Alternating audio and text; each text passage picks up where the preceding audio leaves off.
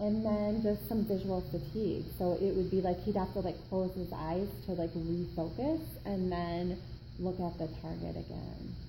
So I think just working on some of those things that will just kind of target some of his home exercise program ideas for you to work on some of the vision specific things. Okay. And I'm wondering if as that system becomes a little bit more functional for him, if his attention span improves. You think about school, and I mean the quantity of work that is visual learning is Right. huge. Right. Huge.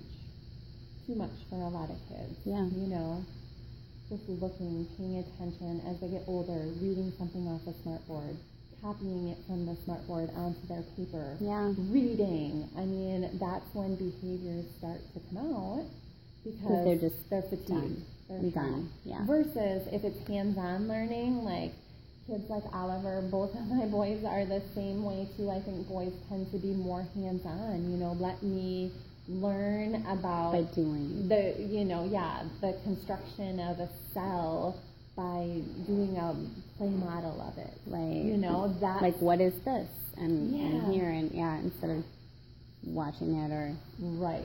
He draws a lot too. Mm-hmm. So hopefully, I mean, would that be considered more hands-on?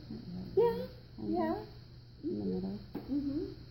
I think because he and that's a creative side for him too. So just kind of tapping into the strengths, the strong systems versus some of the weaker systems.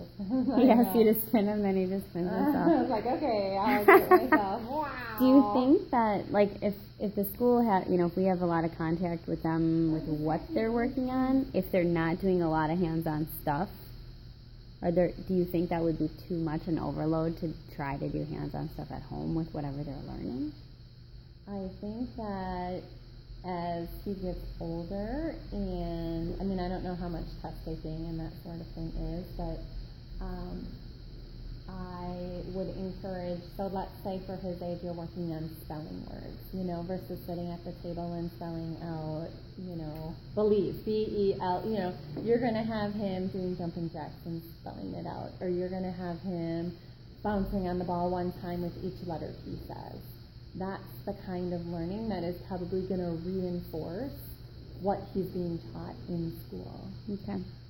Or even just when you're, studying for a science test or whatever, you're going to have to probably get a physical component in there for him. And I think he'll find that he's more likely to remember it when his body is involved in the movement while he's, working on the memorization of it. I don't want to spin you anymore, buddy, because I don't want you to get sick. That was a lot of spinning. Sometimes it takes a little while, honey. Remember when we left here and you felt